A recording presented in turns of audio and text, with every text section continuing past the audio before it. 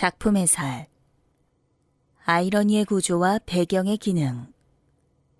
비사감과 러브레터는 1925년 2월 조선문단에 발표된 작품으로 여학교 기숙사 사감의 이중적 태도를 그리고 있는 작품이다.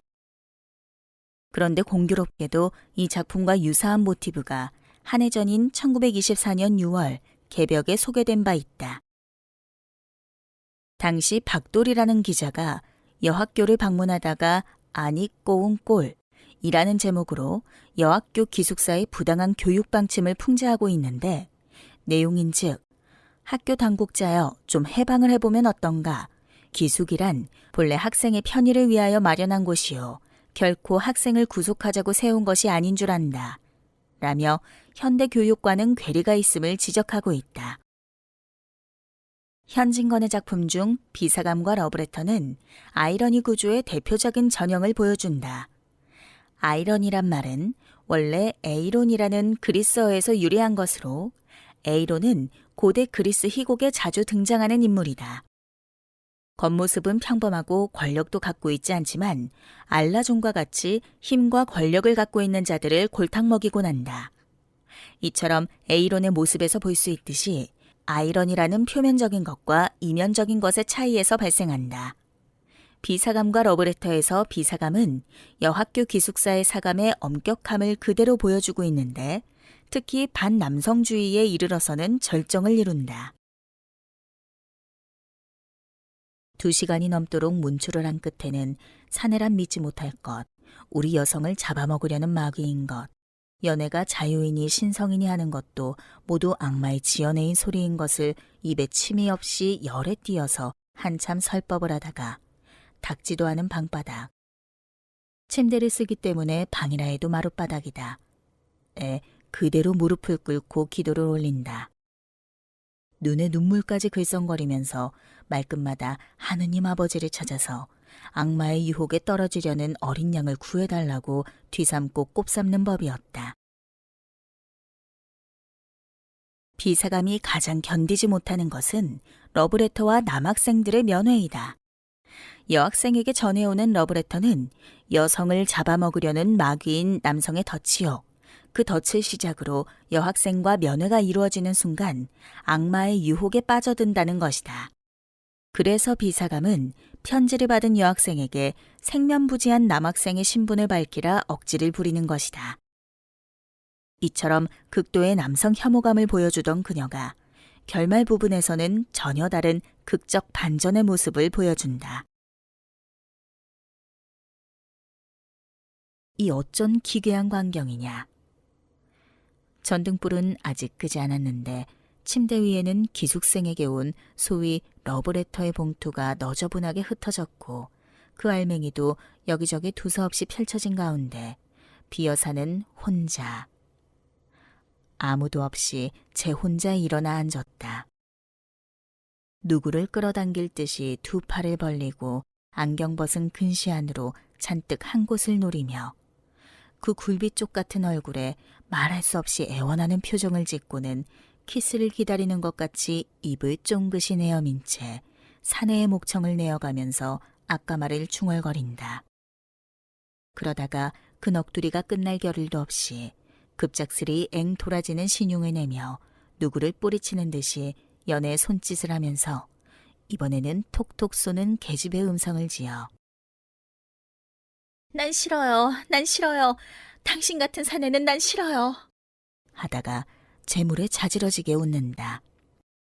모두가 잠든 깊은 밤, 정적만이 감싸돌아야 할 여학교 기숙사 저편에서 난데없는 깔깔대는 웃음과 속살속살하는 낱말이 새어 흐르는 일이 자주 벌어지고, 이는 곧 학생들에게 괴상한 일로 소문이 나기 시작한다. 어느 날 밤 이상한 소리에 잠이 깬 여학생들은 그 소리의 출처를 향해 발걸음을 옮기고 그 소리의 진원지에서 믿을 수 없는 광경을 목격한다. 그 어마디엄한 40대 노처녀 비사감, 딱장대요, 독신주의자요, 찰진 야속꾼으로 불리던 그녀가 증오의 대상이던 러브레터를 손에 들고 한편의 심파극을 연출하고 있는 것이다. 그것도 온갖 표정과 제스처를 섞는 모습이 단순한 흉내는 아닌 듯하다.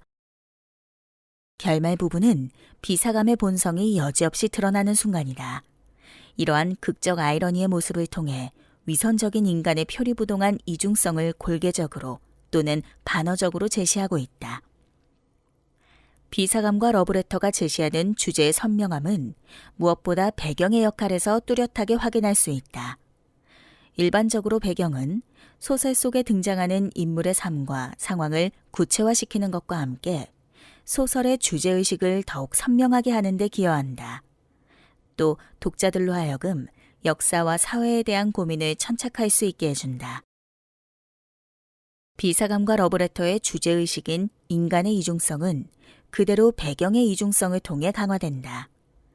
비사감의 두 가지 측면, 즉 사회적 자아와 개별적 자아의 대립구조는 밤과 낮, 그리고 공적 영역과 사적 영역의 이양 대립으로 연결된다. 비사감이 딱장대요, 독신주의자요, 찰진 야속꾼의 모습을 보이는 때는 낮이며 장소는 학교이다. 학교란 사회적 공간이자 공적 영역이다. 그곳에선 개개인의 내밀한 본성보다는 사회 구성원으로서의 역할이 강조되는 공간이다. 따라서 공적 영역의 그녀는 사랑과 결혼을 욕망하는 한 인간이 아닌 학교라는 사회적 책무를 수행하는 공적 인간만이 존재할 뿐이다. 그리고 밝음을 전제로 하는 낮은 모두에게 공개되어 있는 시간이다.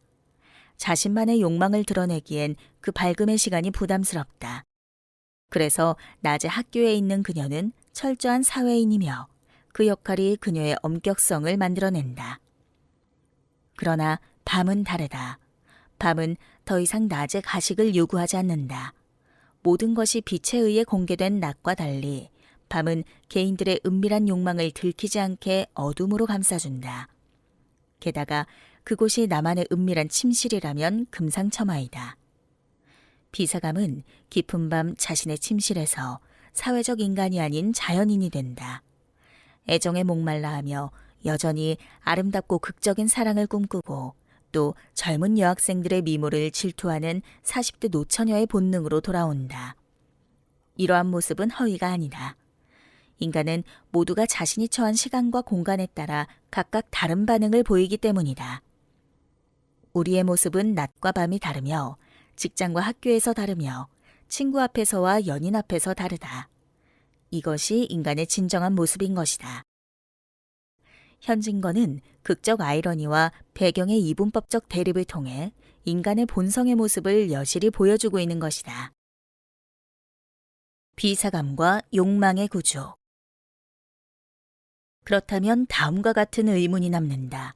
비사감은 그토록 사랑을 갈급하면서도 왜 여학생들을 고약하리만큼 질투의 대상으로 삼았는가이다. 처음부터 여학생들과 소통했다면 인간적인 고민과 문제들을 공유할 수 있었을 텐데 말이다. 이처럼 인간의 복잡한 심리를 분석해낸 이론가 중의 한 사람으로 르네 지라르를 들 수 있다.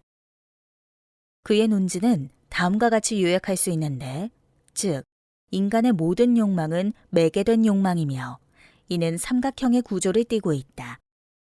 인간, 즉 주체가 욕망하는 대상이란 것은 자연 발생적인 것이 아니라 중개자, 즉 모델에 의해 매개된 것이며 이를 통해 대상을 욕망한다는 것이다.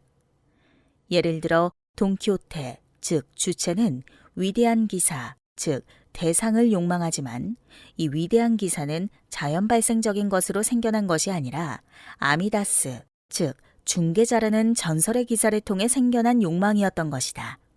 즉, 주체의 욕망이 대상을 향한 수직이 아닌 비스듬히 상승하여 중개자를 거쳐 대상에 이르게 된다는 것이다. 이를 가리켜 욕망의 삼각형이라 부른다. 그렇다면 욕망의 삼각형 구조에 비춰본 비사감의 욕망은 어떠한 구조를 가지고 있는가? 비사감에게 있어 욕망의 대상은 그 수많은 러브레터 속에 나오는 사랑하는 연인들의 모습이다. 그러나 비사감의 현재적 상황은 꿈결 같은 욕망을 성취하기엔 물리적 한계를 지니고 있다. C 여학교에서 교원 겸 기숙사 사감 노릇을 하는 비여사라면 딱장떼요, 독신주의자요, 찰진 야속꾼으로 유명하다. 40에 가까운 노처녀인 그는 죽은 꾀투성의 얼굴이 처녀다운 맛이란 약에 쓰려도 찾을 수 없을 뿐인가.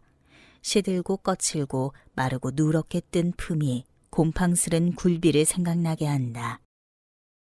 결혼도 하지 않은 그녀의 나이는 벌써 40에 가깝고 딱장대요 찰진 야속꾼이다.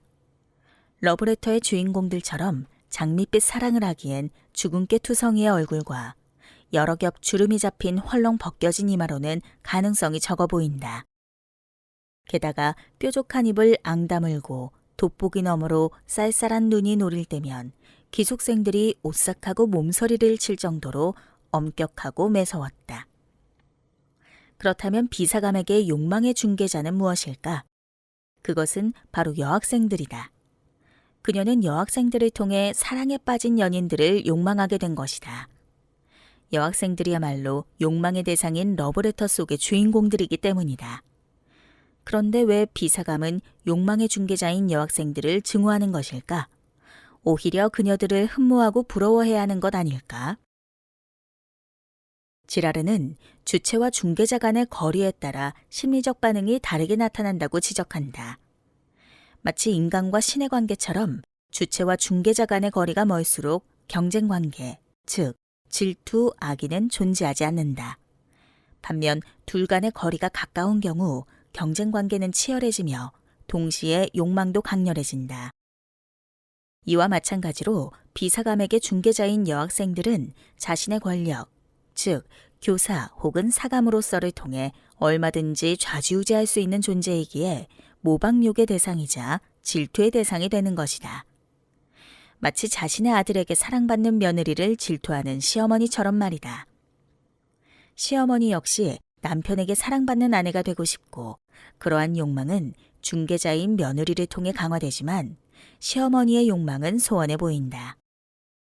그렇다고 저 며느리가 넘보다 보지 못할 만큼 대단한 존재는 아니다. 말 한마디 하면 그녀를 꼼짝 못하게 할 수도 있기 때문이다. 그래서 시어머니와 며느리 사이에 늘 긴장이 감도는 것이다.